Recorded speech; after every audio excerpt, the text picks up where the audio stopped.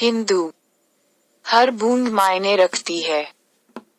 जल जीवन मिशन के हिस्से के रूप में बनाया गया बुनियादी ढांचा लंबे समय तक चलने वाला होना चाहिए। नरेंद्र मोदी सरकार की सबसे महत्वपूर्ण प्रतिबद्धताओं में से एक 2024 तक हर ग्रामीण घर में पाइप से पानी सुनिश्चित करना है। पेयजल और स्वच्छता विभाग के नेतृत्व में जल जीवन मिशन के तहत 10.2 करोड़ ग्रामीण परिवार, या लगभग 53% पात्र आबादी में से, अब नल के पानी का उपकर है। यह सरकार का दावा है। 2019 से 37% की वृद्धि हुई है, जब योजना की घोषणा की गई थी, जहां इसका घोषित उद्देश्य प्रत्येक ग्रामीण घर में प्रति व्यक्ति प्रतिदिन कम से कम 55 लीटर पीने योग्य पानी सुनिश्चित करना है, जिसका अर्थ है एकमात्र कनेक्शन पर्याप्त नहीं है। सरकार योजना की सफलता का मूल्यांकन करने के लिए वार्षिक सर्वेक्षण करती है। एक निजी एजेंसी द्वारा हाल ही में किए गए एक ऑडिट में पाया गया कि भारत में लगभग 62% ग्रामीण घरों में उनके परिसर के भीतर पूरी तरह कार्यात्मक नल के पानी के कनेक्शन थे। नोडल जल शक्ति मंत्रालय द्वारा उपलब्ध कराए गए आंकड़ों के आधार पर मार्च में जल संसाधन पर संसद की स्थायी समिति की एक रिपोर्ट में कहा गया है कि 46% घरों में नल के पानी के ऐसे पूरी तरह से काम करने वाले कनेक्शन हैं। यह ध्यान रखना महत्वपूर्ण है कि सर्वेक्षण के प्रयोजनों के लिए अद्यतन संख्या के लिए एजेंसी द्वारा केवल 3% ग्रामीण घरों का सर्वेक्षण किया गया था, और इसलिए त्रुटि का मार्जिन पर्याप्त हो सकता है और जिस तरह से सर्वेक्षण तैयार किया गया था। यदि संख्या सटीक है, हालांकि, यह पीने योग्य नल के पानी की पहुंच में प्रभावशाली वृद्धि का प्रतिनिधित्व करता है और यह बताता है कि मिशन अपने 2024 के लक्ष्य को पूरा करने के रास्ते पर है। हालांकि, सर्वेक्षण में उपलब्धि में व्यापक असमानताओं का पता चला। तमिलनाडु, हिमाचल प्रदेश, गोवा और पुडुचेरी में 80% से अधिक परिवारों ने पूरी तरह कार्यात्मक कनेक्शन की सूचना दी, जबकि राजस्थान, केरल, मणिपुर, त्रिपुरा, महाराष्ट्र, मध्य प्रदेश, मिजोरम और सिक्किम में आधे से भी कम घरों में ऐसे कनेक्शन थे। लगभग 75% घरों में सप्ताह के सभी दिनों में पानी मिलता है, और केवल 8% को सप्ताह में केवल एक बार पानी मिलता है। औसतन घरों में प्रतिदिन 3 घंटे पानी मिलता है। इसके अलावा, रिपोर्ट में क्लोरीन संदूषण की समस्या का उल्लेख है। हालांकि पानी के 93% नमूने कथित तौर पर बैक्टीरियोलॉजिकल संदूषण से मुक्त थे, अधिकांश आंगनवाड़ी केंद्रों और स्कूलों में अवशिष्ट क्लोरीन की अनुमेय सीमा से अधिक था।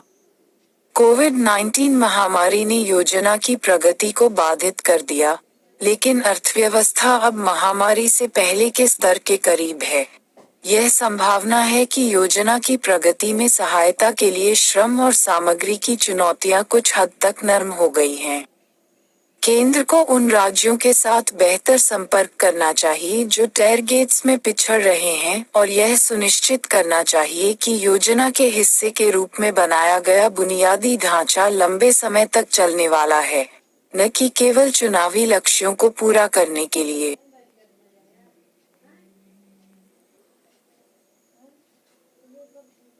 इंडियन एक्सप्रेस द्वारा स्थापित रामनाथ गोयनका। क्योंकि सच्चाई हम सभी को शामिल करती है। विजेता विचार। शशि थरूर ने कांग्रेस की कई चुप्पी तोड़ी। भले ही, जैसा कि संभावना है, वह इस तथाकथित चुनाव में हार जाते हैं, पार्टी को उनकी बात सुननी चाहिए। 2 अक्टूबर को राष्ट्रपति पद के लिए अपना प्रचार अभियान शुरू करते हुए कांग्रेस के वयोवृद्ध मल्लिकार्जुन खड़गे के सभी के उम्मीदवार होने के दावे का परीक्षण इस महीने के अंत में कांग्रेस के आंतरिक चुनाव में किया जाएगा। लेकिन अभी के लिए एआईसीसी के पदाधिकारियों और G23 के सदस्यों सहित अन्य प्रमुख नेताओं के साथ तथाकथित विद्रोही उनके समर्थन में खड़गे इसके विपरीत प्रतिष्ठान के उम्मीदवार के विरोध के बावजूद प्रतीत होते हैं। अभी के लिए उनके प्रतिद्वंद्वी शशि थरूर भी अकेले चुनौती देने वाले प्रतीत होते हैं। जैसे जैसे यह आकार ले रहा है, कांग्रेस में लंबे समय से प्रतीक्षित और इस देश में राजनीतिक दलों में बहुत दुर्लभ है, यह प्रतियोगिता शो डाउन के बजाय लेट डाउन की ओर बढ़ रही है। यह और क्या हो सकता है जब स्पष्ट रूप से मजबूत उम्मीदवार सहमति पसंद करते हैं, वह बदनाम कांग्रेस शब्द जो हितधारी, शालीनता और कुछ भी नहीं करता है, और वह उम्मीदवार जो राष्ट्रपति शैली की बहस की आवश्यकता की बात करता है। विचारों की एक प्रतियोगिता और बदलाव की आवश्यकता को व्यापक रूप से कमजोर विकेट पर माना जाता है। अगर यह राष्ट्रपति चुनाव कांग्रेस की निराशाजनक और जमी हुई यथास्थिति को तोड़ने और अपने अंधेरे राजनीतिक कोने से बाहर निकलने का रास्ता खोजने का प्रयास है, तो उन उम्मीदों के पूरा होने की संभावनाएं पहले से ही सिकुड़ी हुई लगती हैं। उम्मीदवार और कांग्रेसी के रूप में खड़गे और थरूर दोनों की अपनी ताकत और कमजोरियां हैं। खड़गे एक दलित नेता हैं, जिन्होंने बाधाओं के खिलाफ अपने तरीके से काम किया है और कई लड़ाइयों के एक समुद्री अनुभवी दिग्गज हैं। थरूर एक विद्वान राजनेता हैं जिनके पास राजनीतिक अनुभव से अधिक वाक्पटुता और विद्वता है। लेकिन यह स्पष्ट है कि इन दोनों में से केवल एक, थरूर के पास ही घोषणा पत्र है। और घोषणा पत्र में पार्टी को अपनी निर्णय लेने की प्रक्रियाओं के संबंध में आंतरिक रूप से सामना करने वाले दुर्बल संकटों से निपटने के लिए सुझाव हैं, और बाहरी रूप से एक दुर्जेय प्रतिद्वंद्वी के सामने खड़े होने की स्पष्ट अक्षमता में। थरूर के 10 सिद्धांतों में संगठन को विकेंद्रीकृत करने और सभी स्तरों पर पार्टी को सशक्त बनाने के लिए कदम शामिल हैं। एआईसीसी की भूमिका की फिर से कल्पना करना, और महिलाओं के लिए एक बड़ी भूमिका और युवाओं पर अधिक ध्यान केंद्रित करने वाले लोगों के लिए पुनः जांच करना। कांग्रेस के लिए यह आवश्यक है कि वह भाजपा के मतदाता के स्तरित और विविध सरोकारों तक पहुंचे। उन्होंने उसे हिंदुत्ववादी के रूप में लिखने के बजाय इस पेपर में बताया। यह तर्क दिया जा सकता है कि वे सुंदर शब्द और वाक्यांश हैं, और यह सच है कि उनकी असली परीक्षा राजनीति में होगी।